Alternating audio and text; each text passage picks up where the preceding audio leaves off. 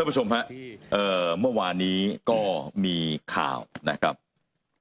ศาลอาญาได้ตัดสินคดีที่นายอนุรักษ์ตั้งปณิธานนท์เป็นโจทยื่นฟ้องนะครับคุณอุบลรัตน์เถาน้อยคุณสถาพรเกื้อสกุล2ผู้ประกาศข่าวของทางท็อปนิวส์นะฮะในความผิดฐานหมิ่นประมาทผู้อื่นโดยการโฆษณาแล้วก็ศาลพิเคราะห์แล้วก็เห็นว่าจำเลยนะครับให้ร้ายโจทย์ทำให้บุคคลทั่วไปเข้าใจว่าโจทย์ถูกอธิบดีกรมทรัพยากรน้ำแอบบันทึกเสียงไว้เกี่ยวกับการเรียกรับเงินเพื่อให้ผ่านงบประมาณทำให้เชื่อว่าโจทย์เป็นคนเรียกรับเงินจากนายศักดาวิเชียรศิลป์อธิบดีกรมทรัพยากรน้ำบาดาลนะครับศาลก็ตัดสินนะครับจำคุก2 ปีรอการจำคุก2 ปีแล้วก็รอการลงโทษไว้2 ปีนะครับปรับคนละ100,000 บาทนะครับนี่ฮะคดีนี้นะฮะท่านผู้ชมฮะศาลเห็นว่าตอนที่ทั้งคู่นำเสนอทางรายการนั้นตอนนั้นศาลยังไม่ตัดสินก็ตีซะว่านายอนุรักษ์ตอนนั้นยังเป็นผู้บริสุทธิ์นะครับถ้าเรื่องนี้ย้อนกลับไปดูไทม์ไลน์นะฮะย้อนกลับไปดูไทม์ไลน์6 มกราคมปีที่แล้วท่านผู้ชมฮะรายการท็อปบ่าย3นำเสนอข่าวศาลฎีกาอ่านคำพิพากษากรณีปปช.ร้องนายอนุรักษ์ตั้งปณิธานนท์อดีตสสมุกดาหารพรรคเพื่อไทยฝ่าฝืนหรือไม่ปฏิบัติตามมาตรฐานทางจริยธรรมอย่างร้ายแรงจากกรณีที่นายอนุรักษ์เรียกรับเงินจากอธิบดีกรมทรัพยากรน้ำบาดาลในวันนั้นศาลฎีกามีคำพิพากษาว่านายอนุรักษ์เรียกเงินหรือขอผลประโยชน์จากอธิบดีกรมทรัพยากรน้ำบาดาลจริงแลกกับการผ่านงบประมาณเป็นการไม่ปฏิบัติหน้าที่ด้วยความซื่อสัตย์สุจริตจึงพิพากษานายอนุรักษ์ฝ่าฝืนหรือไม่ปฏิบัติตามมาตรฐานจริยธรรมอย่างร้ายแรงให้นายอนุรักษ์พ้นจากตำแหน่งสสมุกดาหารนับแต่วันที่15 ธันวาคมปี 64ซึ่งเป็นวันที่ศาลฎีกามีคำสั่งให้ผู้คัดค้านหยุดปฏิบัติหน้าที่และให้เพิกถอนสิทธิสมัครรับเลือกตั้งของนายอนุรักษ์ตลอดไปและไม่มีสิทธิ์ดำรงตำแหน่งทางการเมืองใดๆพร้อมเพิกถอนสิทธิเลือกตั้งของนายอนุรักษ์เป็นเวลา10 ปีนับแต่วันที่ศาลฎีกามีคำพิพากษานะครับนี่ครับ20 มกราคมปี 66นายอนุรักษ์ก็ไปที่ศาลฟ้องผู้ประกาศข่าวท็อปนิวส์2 คนนี้นะครับหาว่าสร้างหลักฐานเท็จ25 กุมภาพันธ์คดีอาญาของนายอนุรักษ์นะครับอัยการสูงสุดมีคำสั่งฟ้องต่อศาลฎีกาแผนกคดีอาญาของผู้ดำรงตำแหน่งทางการเมือง25 เมษายนปี 66นะครับศาลฎีกาแผนกคดีอาญาของผู้ดำรงตำแหน่งทางการเมืองพิพากษาจำคุกนายอนุรักษ์6 ปีไม่รอลงอาญา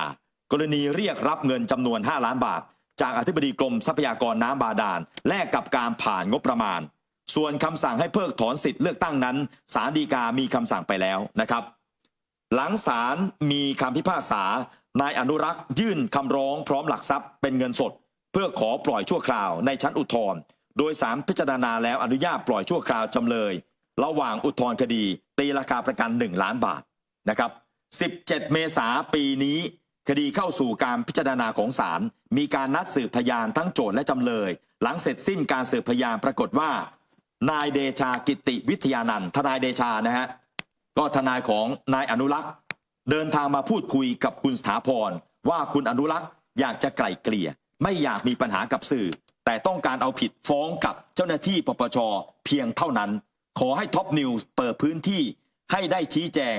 เจ้าตัวจะขอมาสัมภาษณ์ในช่องท็อปนิวส์แล้วจะถอนฟ้องต่อมานายอนุรักษ์ก็มาสัมภาษณ์ที่ช่องท็อปนิวส์ออกอากาศไปเมื่อวันที่1 มิถุนายนปี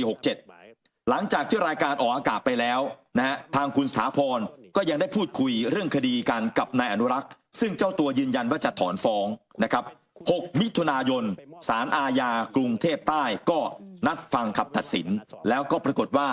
นายอนุรักษ์ไม่ได้ถอนฟ้องศาลก็สั่งจำคุก2 ปีแต่รอลงอาญา2 ปีอุบลรัตน์กับสถาพรเห็นไหมฮะท่านผู้ชมฮะนี่คือไทม์ไลน์ว่าสถาพรขอมาออกรายการเราก็จัดให้ออกรายการชี้แจงอนุรักษ์ขอมาใช่แต่อนุรักษ์ไม่ถอนฟ้องไม่ถอนฟ้องไม่ทำตามคำพูดใช่ไหมฮะและท่านผู้ชมฮะไม่ใช่แค่นายอนุรักษ์นะครับไม่ใช่แค่นายอนุรักษ์ที่มีคดีเรียกรับผลประโยชน์ติดตัวนะครับ นางสุวรรณีตั้งปณิธานนท์นายกเทศมนตรีเมืองมุกดาหารซึ่งเป็นภรรยาของนายอนุรักษ์และนางสาวพลอยพจน์ตั้งปณิธานนท์ลูกสาวนะครับก็มีคดีติดตัวหลังจากถูกปปชรื้อคดีตั้งลูกสาวเป็นเลขาโดยมิชอบนะครับ10 เมษายนปีนี้ปปชมีมติเป็นเอกฉันท์ชี้มูลความผิดนางสุวรรณีกระทำความผิดฐานเป็นเจ้าพนักงานปฏิบัติหรือละเว้นการปฏิบัติหน้าที่โดยมิชอบกรณีแต่งตั้งนางสาวพลอยพจน์บุตรสาวให้ดำรงตำแหน่งเลขานุการนายกเทศมนตรีเมืองมุกดาหารเนื่องจากนางสาวพลอยพจน์ไม่เคยมาปฏิบัติหน้าที่ที่ได้รับแต่งตั้งเพราะขณะนั้นเธอเป็นนิสิตชั้นปีที่3คณะวิศวกรรมศาสตร์นะครับจุฬาและลงทะเบียนเรียนในภาคการศึกษาปลายช่วงเดือนมกราคมถึงเดือนพฤษภาคมปี57จำนวน6วิชาซึ่งจะต้องเข้าเรียนตลอดและไม่สามารถขาดเรียนเพื่อปฏิบัติงานในช่วงเดือนมกราคม57ถึงเดือนเมษายน57ได้อย่างแน่แท้แต่ยังคงได้รับค่าตอบแทนในตำแหน่งเลขานุการนายกเทศมนตรีเมืองมุกดาหารเป็นรายเดือนเต็มเดือนตั้งแต่มกราคม57ถึงเมษายน57ในอัตราเดือนละ 15,750 บาทระยะเวลา4เดือนรวมเป็นเงินทั้งสิ้น 63,000 บาทเป็นเหตุให้เทศบาลเมืองมุกดาหารเสียหายซึ่งเป็นความผิดฐานปฏิบัติหรือละเว้นการปฏิบัติหน้าที่โดยมิชอบ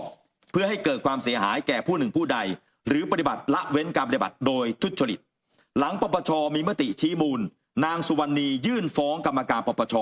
กับพวกรวม8คนเป็นจำเลยต่อศาลอาญาคดีทุจริตและประพฤติมิชอบภาค4ในฐานความผิดตามมาตรา157นะครับแล้วก็ต่อมาอัยการสั่งไม่ฟ้องคดีนี้ไปแล้วแต่จำเลยกับพวกกลับร่วมกันกลั่นแกล้งโจทย์อย่างไม่เป็นธรรมและขัดต่อกฎหมายโดยนำคดีถึงที่สุดไปแล้วมาฟ้องใหม่ทำให้โจทย์ได้รับความเสียหายเรื่องนี้ปปชชี้แจงว่า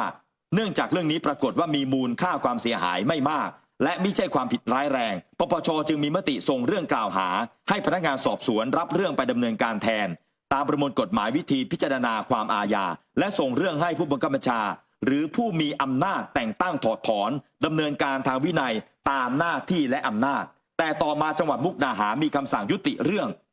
และพนักงานอัยการมีคำสั่งไม่ฟ้องซึ่งปปชไม่เห็นด้วยจึงเรียกสำนวนการสอบสวนจากจังหวัดมุกดาหารและสถานีตำรวจภูธรเมืองมุกดาหารมาเพื่อดำเนินการไต่สวนเองก็มีมติชี้มูลซึ่งเป็นการดำเนินการตามอำนาจหน้าที่ไม่ได้กลั่นแกล้งคดีนี้ท่านผู้ชมฮะศาลอาญาคดีทุจริตนัดไต่สวนมูลฟ้อง26 สิงหาคมปีนี้นะฮะนี่ฮะนอกจากนายอนุรักษ์แล้วเมียกับลูกก็มีคดีติดตัวด้วยยังมีคดีติดตัวด้วยใช่นะฮะนายอนุรักษ์เนี่ยนะท่านผู้ชมครับสรุปแล้วเนี่ยศาลฎีกามีคำพิพากษาว่าอนุรักษ์ผิดเพราะฝ่าฝืนจริยธรรมร้ายแรงตัดสิทธิ์ทางการเมืองตลอดไปอันนี้ศาลฎีกาส่วนศาลฎีกาแผนกคดีอาญาของผู้ดำรงตำแหน่งทางการเมืองก็พิพากษาว่าอนุรักษ์มีความผิดจำคุก6 ปีเอาล่ะเขาจะอุทธรณ์สู้คดีก็ว่ากันไปแต่เราก็จะชี้ให้เห็นว่าศาลพิพากษาแล้วนะว่ามีความผิดนะใช่แม้ว่ายังไม่ถึงที่สุดยังมีศาลชั้นอื่นที่ต่อสู้นะฮะ